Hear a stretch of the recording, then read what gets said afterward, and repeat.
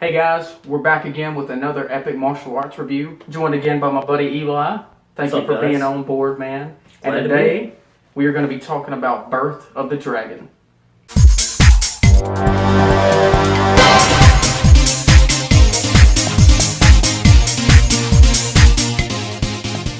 So yeah, we just got through with Birth of the Dragon. We literally just got back from the theater, and it was pretty interesting. The whole dilemma before I get into reviewing the movie or anything is that this movie takes place in the iconic fight between Bruce Lee and Wong Jackman. The whole iconic fight where there's been a dozen witnesses. For those of you who don't know, Wong Jackman challenged Bruce Lee. We don't necessarily know motives, but we believe it was because Bruce Lee was actually training Caucasians, whites, and just bringing martial arts into a more popular state than just being locked in Shaolin temples or just being by the Chinese or anything from Asian culture. There's so much speculation and rumor about it, but the movie takes the true story of their actual fight and what it accomplishes, but adds a little more meat and grind to it. And even from the different accounts from the fight, even from the best to the worst, the common things that people can agree on through this fight is that it did last a couple of minutes, about 3 or 4 minutes, that Bruce Lee did win, but Bruce Lee was very winded, he was very tired from the fight, and that this fight is what so-called cemented his ideology into do Jeet Kune Do, which is basically taking any style, any weapon, anything that you need to win the fight, to adapt to it and to use it. Before the fight with Wong Jackman, he was strictly using Wing Chun, obviously from his master Ip Man. You know, much love. Cannot wait for Ip Man 4. But before this fight, he's pretty much unbeatable. Nobody can touch him. We were even making the joke in the movie that when in the fight with Wong Jackman, that he actually hits him a few times, and Bruce Lee, Philip Ning, who actually plays Bruce Lee, he actually freaks out on the ground and just gets raging furious because he got hit, But basically, that's what this movie is about. It's a retelling of the story and through a new lens. And honestly, I thought that it was a pretty decent telling. Mm-hmm. I didn't think it was bad. If you go online, if you go on and see reviews, you'll get anything from like a 3 out of a 10 to an 8 out of a 10, and it's just ridiculous. There are people painting this movie left and right, and there are also people that really enjoyed and liked it.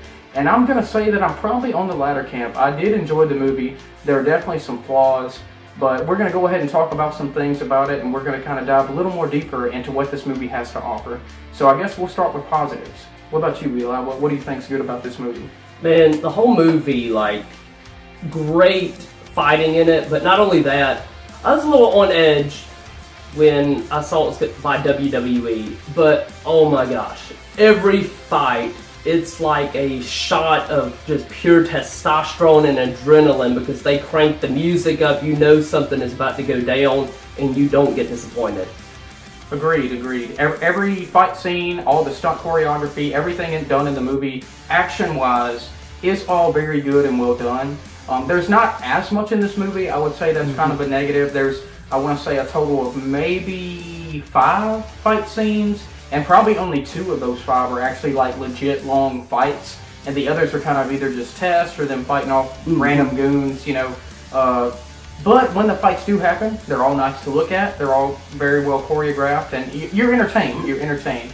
The biggest problem, I would say, that this movie has with the criticisms that it is getting is that it is kind of a misdirection.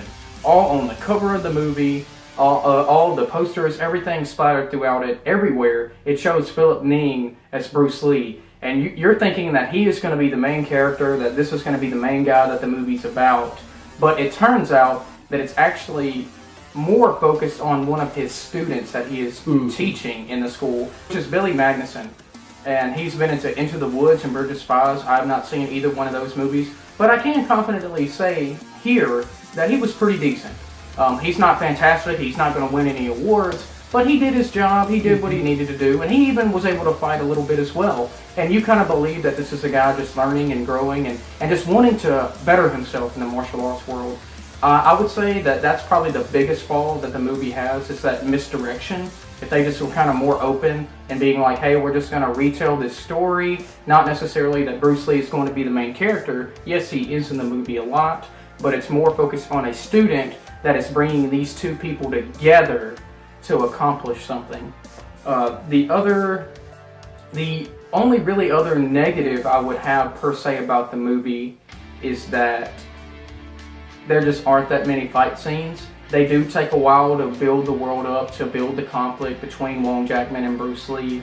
They shoehorn in a kind of conflict with Wong Jackman and Bruce Lee having to come together to save these people and stuff like that, which I'm totally cool for. I think that's awesome seeing these people together. I wish that would actually happen in real life. The reason for it is kind of dumb because it's brought together by the Bruce Lee student, Billy Magnuson, and he's basically just like, hey, I like this girl, and in order for us to free her, you guys have to fight. And it's kind of dumb how that's brought about.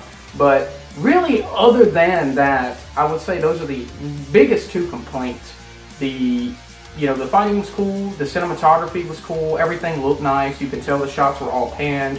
There was no 50 edit cuts. You could actually see what they were doing and fighting about.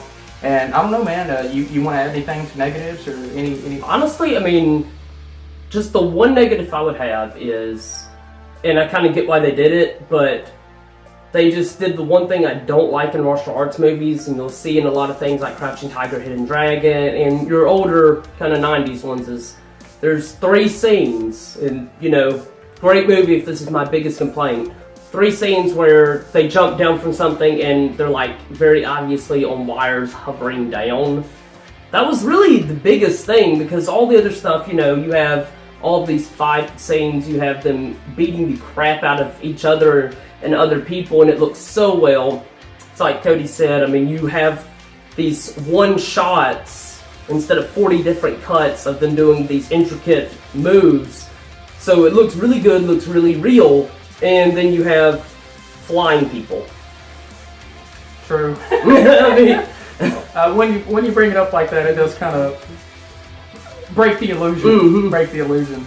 It didn't bother me that much, but you can definitely tell in the movie. I agree 100%. You can definitely tell. I want to say all the performances were really well. Philip Ning as Bruce Lee, I thought he was he wasn't perfect. Nobody's ever going to replicate Bruce Lee, but for what he did, you could see the little mannerisms. He did the pointing finger. He kind of talked a lot like him. He did the whoa thing.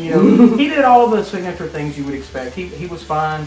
He's also played in Once Upon a Time in Shanghai and Bodyguard and Assassins, which Once Upon a Time in Shanghai was actually a pretty good movie. I actually really enjoyed it. So, it was good seeing him in something else and seeing him in something pretty decent. I would also say that probably the best actor in the movie is Jia Yu, who is Wong Jackman in the movie. I would probably say he's probably the best actor. I really like his character. I like how he's reserved. And I also like throughout the movie that they take their fight, and it's more of like, hey, I'm just teaching you and how to use this gift properly. I'm teaching you on how to spread this gift properly to the world. And there's a line in the movie where he goes like, if I've won and Lee learns nothing, then I still lost. And I thought that was really good. Like that was really built some depth and characterization to the Wong character that is really absent in the real world today. And one other thing I really want to bring light to the movie is the Bruce Lee fandom. Which look, and I'm sure Eli probably thinks the same way, I'm a big fan of Bruce Lee. I have major respect for what this guy has done for the industry and for martial arts and just movies and cinema in general. Totally understand the hype, totally 100% respect. But out of the movies I've seen him in, it's just kind of boring to watch the dude because none of his fights are actual fights. He just massacres and kills everybody, and nobody literally stands a challenge against him unless they're cheating or they're manipulating him, or there's like 100 to 1 people. And again, to each his own. I'm not saying the Bruce Lee movies are bad or anything. I've seen a good bit of them, and I think they're enjoyable. But I do like how this movie does portray him as a more realistic character, as him growing and learning, and not just as this unstoppable killing machine Terminator guy that he is portrayed in his actual movies. That like when he actually gets hit in the fight between Wong Jackman, you can see that he's angry and he's like shocked because he's been so cocky and arrogant, and there's been nobody else to match him. And then he fights this guy that maybe is even able to beat him, and you see that anger and frustration, and I really enjoyed that. And again, try not to roast us, but just sharing an opinion, just sharing a thought. I really appreciated how the movie, it still kept the Bruce Lee character, but it brought it into a more down to earth way than just the unstoppable killing machine hero guy. Definitely.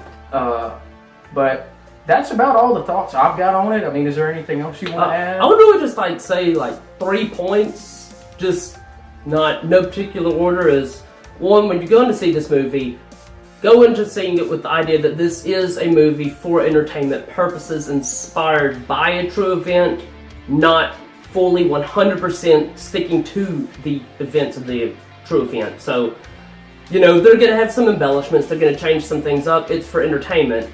2, it's like Cody said, this is not the Bruce Lee of the movies. This is not the Bruce Lee of his later age.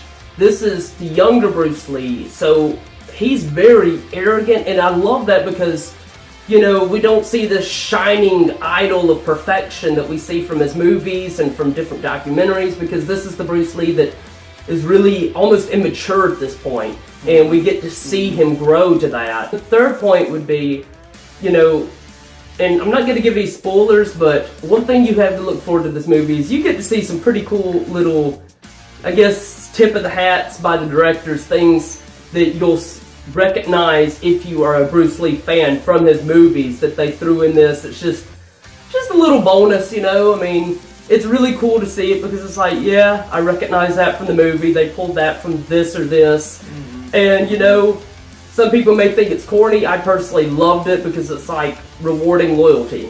Agreed. And just to back up what Eli said, just go into this movie just to be entertained, just to see a different telling based on a true event. Don't do the Bruce Lee elite fanism thing. Don't come saying that this movie's got to be completely 100% accurate or else it's horrible. Just come in expecting a movie based on something true. And I want to say, with that mindset, with what they were able to do, I think it's a great movie. Oh, yeah. I think they did everything great. I think everything was done solidly. All the actors were great. Performances were cool. The stunts and action scenes were great. Just throw a little more action in it next time. Maybe just wrap the plot in a little nicer than just like, hey, go get this girl for me because you're awesome, yeah. And I mean, you're good to go. I think I really don't have too many complaints about this movie, and I'm hoping that we get to see more movies come in actual theaters here in the West. Seriously, it starts with us guys, and unless we go out and support this stuff, it's not going to happen. We're only going to see them on Netflix. We're only going to be able to find them online, if you know what I'm saying. Like, I really want to bring the culture of Easter Asian cinema to the forefront. And I would love to see, heck, a movie at least once a month coming out in theaters. Definitely excited for The Foreigner, too. It showed that in the trailer for The Foreigner. Woo! It's going to be good. Yeah, it's looking even better every time we see it. But final rating for Birth of the Dragon, with all the cool things, with all the complaints and criticism, I'm going to give Birth of the Dragon an 8 out of 10. And that's all the time we got for the day, guys. What did you think about the movie? Did you think it held up? What do you think about the Wu Jackman and Bruce Lee fight in general? Do you think the movie portrayed it great? Let us know down in the comments below. Definitely excited for new things coming out soon. And hey, guys, we'll catch you next time.